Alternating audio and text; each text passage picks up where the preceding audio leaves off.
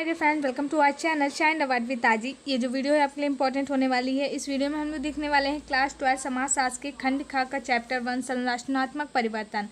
तो इसके समाजशास्त्र के भी दो पार्ट होते हैं, पार्ट 1 और पार्ट 2। तो इस वीडियो में हम लोग पार्ट 2 का जो फर्स्ट चैप्टर है संरचनात्मक परिवर्तन, इसके जितने भी मोस्ट इंपॉर्टेंट टॉपिक हैं वो इस वीडियो में कवर करने वाले हैं। तो वीडियो बहुत इंपॉर्टेंट है, तो वीडियो को एंड तक देखिएगा और वीडियो अच्छी लगे तो प्लीज़ इसे लाइक करेगा। तो चलिए स्टार्ट करते हैं। तो यहाँ पे जो फर्स्ट पॉइंट आ जाता है वो है सामाजिक संरचना। सामाजिक संरचना क्या होती है, चलिए देख लेते हैं। सामाजिक संरचना से आशय समाज के विभिन्न अंगों की उस व्यवस्थित क्रमबद्धता से है जो कि समाज विशेष में और एक समय विशेष में सामाजिक संस्थाओं, स्थितियों, भूमिकाओं आदि के एक निश्चित ढंग से संबंध हो जाने के फलस्वरूप उत्पन्न होती है। तो क्या बताया जा रहा है, सामाजिक संरचना वह होती है जो कि एक विशेष स्थान पर, विशेष समाज पर, विशेष समय में जो भी संस्थाएं, स्थितियां, भूमिकाएं आदि जो भी कुछ होता है, जो भी संबंधित होता है, तो वो सारा कुछ जब संगठित हो जाता है तो वही जो संरचना उत्पन्न होती है उसी को सामाजिक संरचना कहते हैं। आगे बढ़ते हैं। नेक्स्ट है हमारा उपनिवेशवाद की समझ। तो उपनिवेशवाद की समझ क्या होती है, चलिए देख लेते हैं। उपनिवेशवाद क्या होता है, किसी एक देश द्वारा दूसरे देश पर शासन करने को उपनिवेशवाद कहते हैं। वर्तमान कालखंड में पश्चिमी उपनिवेशवाद का सर्वाधिक प्रभाव रहा है। वर्तमान में इतिहास में हमें यह ज्ञात होता है कि यहाँ काल और स्थान के अनुसार विभिन्न प्रकार के समूहों का उन विभिन्न क्षेत्रों पर शासन रहा है जो वर्तमान आधुनिक भारत को निर्मित करते हैं। तो क्या बताया जा रहा है, उपनिवेशवाद क्या होता है कि किसी एक देश के द्वारा, किसी एक शक्तिशाली राष्ट्र के द्वारा किसी अन्य कम शक्तिशाली या फिर निम्न राष्ट्र पर शासन करना उपनिवेशवाद कहलाता है। तो क्या बताया गया है कि जो भारत में प्राचीन जो शासनकर्ता थे उन्होंने कई ऐसे स्थानों पर शासन किया है जो कि वर्तमान भारत को निर्मित करते हैं, किंतु औपनिवेशिक शासन किसी अन्य शासन के से पृथक और अधिक प्रभावशाली रहा है। इस वजह से जो परिवर्तन हुआ वो अत्यधिक गहन और भेदभावपूर्ण रहा है। हमारा इतिहास असमानतापूर्ण व्यवहार के उदाहरण से भरा पड़ा है। तो ऐसा बताया गया है। आगे बढ़ते हैं। नेक्स्ट हेडिंग हमारी उपनिवेशवाद का अर्थ। तो उपनिवेशवाद का अर्थ क्या होता है, चलिए देख लेते हैं। यूरोप के देशों को विश्व के अनेक भूभागों पर नवीन क्षेत्रों का पता लगा है, इसलिए यूरोप के देशों पुर्तगाल, स्पेन, फ्रांस, जर्मनी, इंग्लैंड आदि ने विशेष रूप से नवीन क्षेत्रों में अपनी व्यापारिक गतिविधियां बढ़ानी शुरू कर दी। धीरे धीरे उन्होंने उपनिवेशवाद, औद्योगिकरण, नगरीकरण जैसी प्रक्रियाओं के बल पर उस देश को संपूर्ण उद्योग और व्यापार पर अपना कब्जा जमा लिया था। जो कि हमारा भारत देश पर सभी देशों ने व्यापार के माध्यम से शासन किया है। ब्रिटिश साम्राज्य ने तो भारत में उपनिवेशवाद की स्थापना के द्वारा अपना राज्य स्थापित कर लिया था। इंग्लैंड की महारानी विक्टोरिया भारत की पहली साम्राज्ञी बनी थी। भारत में एक लंबे समय तक ब्रिटिश राज्य होने के कारण भारतीय समाज और संस्कृति में अनेक परिवर्तन आए। आगे बढ़ते हैं। हम लोग देखेंगे उपनिवेशवाद होता क्या है। तो वास्तव में उपनिवेशवाद वह प्रक्रिया है जिसके द्वारा कोई विकसित या संपन्न देश किसी अन्य अविकसित यहाँ पे होना चाहिए था, किसी अन्य अविकसित या गरीब देश की व्यापारिक गतिविधियों को अपने हित में प्रयोग करने हेतु वहाँ अपने उद्योग व व्यापार की स्थापना करता है और वहाँ के संसाधनों एवं कच्चे माल के प्रयोग से बड़े पैमाने पर मशीनों द्वारा वस्तुएं तैयार कर उनका व्यापार करता है और इस प्रकार सारा आर्थिक लाभ खुद हड़प लेता है। मतलब क्या है उपनिवेशवाद का, अगर जो आप सामान्य शब्दों में उसका अर्थ समझे तो उपनिवेशवाद एक ऐसी प्रक्रिया होती है जिसके अंतर्गत जो एक बड़े राष्ट्र होते हैं, विकसित देश होते हैं, वो किसी अविकसित देश या गरीब देश पर शासन करते हैं। उसमें जितने भी कच्चे माल होते हैं, जितने भी संसाधन वहाँ पर उपलब्ध होते हैं, उनका प्रयोग करके अपने हित अपने फ़ायदे को बढ़ाते हैं, अपना व्यापार वहाँ पर स्थापित करके अपने मुनाफे को बढ़ाते हैं। तो ये सारा कुछ उपनिवेशवाद कहलाता है। आगे बढ़ते हैं। अब देखेंगे हम लोग उपनिवेशवाद का भारतीय समाज पर प्रभाव। तो उपनिवेशवाद के कारण हमारे भारतीय समाज पर क्या प्रभाव पड़े थे। ब्रिटिश उपनिवेशवाद के दौरान भारतीय समाज का पश्चिमी समाज में परिचय हुआ। जब ब्रिटिश अच्छे प्रभाव भी पड़े थे और बुरे प्रभाव भी पड़े थे।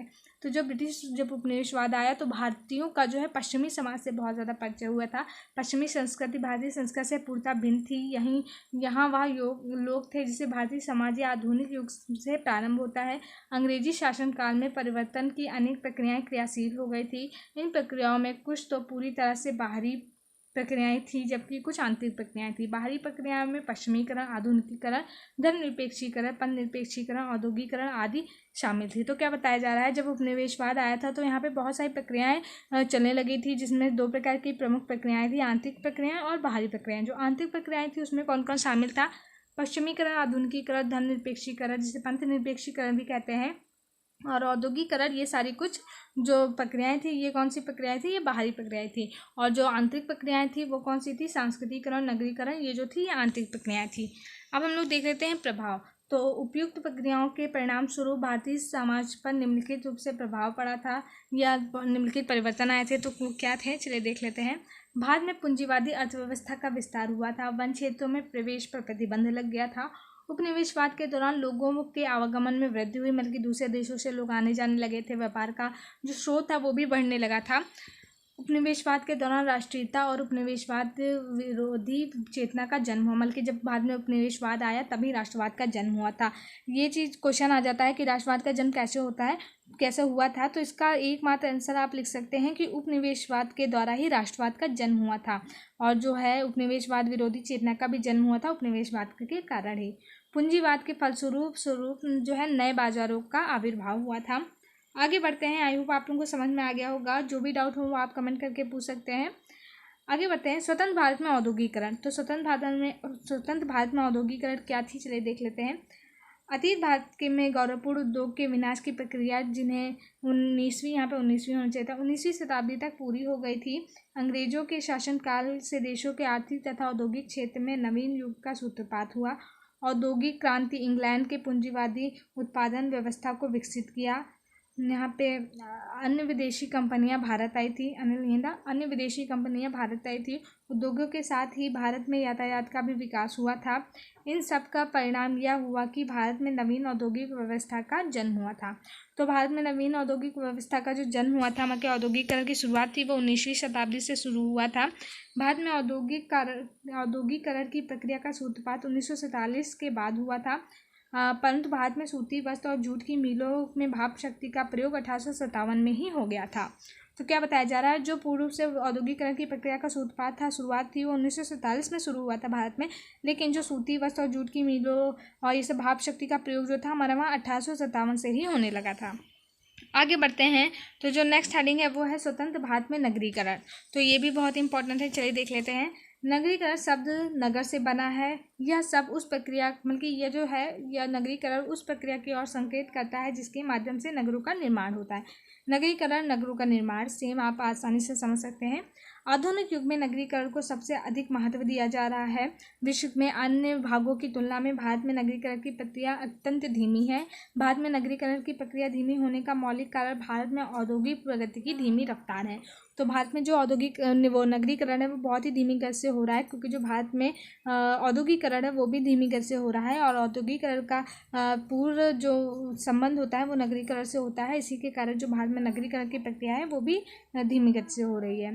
आगे बढ़ते हैं। नगरीकरण का मूल उद्गम स्रोत और आधुनिकीकरण है, और नहीं यहाँ पे आधुनिकीकरण है। नगरीकरण सामाजिक परिवर्तन की प्रक्रिया है जिसके द्वारा किसी समाज में विशेष नगरों की संख्या में वृद्धि या उन स्थानों द्वारा नगरीय विशेषताओं को ग्रहण करने से लगाया जाता है जो अभी तक नगर नहीं थे। बल्कि बताया जा रहा है जो नगरीकरण का मूल अर्थ होता है वो आप ऐसे समझ सकते हैं। नगरीकरण वह प्रक्रिया है जिसके द्वारा किसी भी स्थान को नगर के रूप में परिवर्तित किया जाए, वहाँ पर विकास हो रहा हो या फिर वहाँ पर औद्योगिकरण का विकास हो रहा हो, तो ये सारा कुछ नगरीकरण में हो जाता है। इस प्रकार नगरीकरण नगरीय विशेषताओं को अपनाने की प्रक्रिया है। तो जो नगरीकरण है वो नगरीय विशेषताओं को अपनाने की एक प्रक्रिया है, यही हमारा नगरीकरण कहलाता है। तो आई होप आप लोगों को ये चैप्टर समझ में आ गया होगा। इसकी क्वेश्चन आंसर की वीडियो भी जल्दी आएगी। तो वीडियो अच्छी लगी तो प्लीज़ से लाइक करिएगा, और चलिए मिलते हैं मैं नेक्स्ट वीडियो में। Thank you.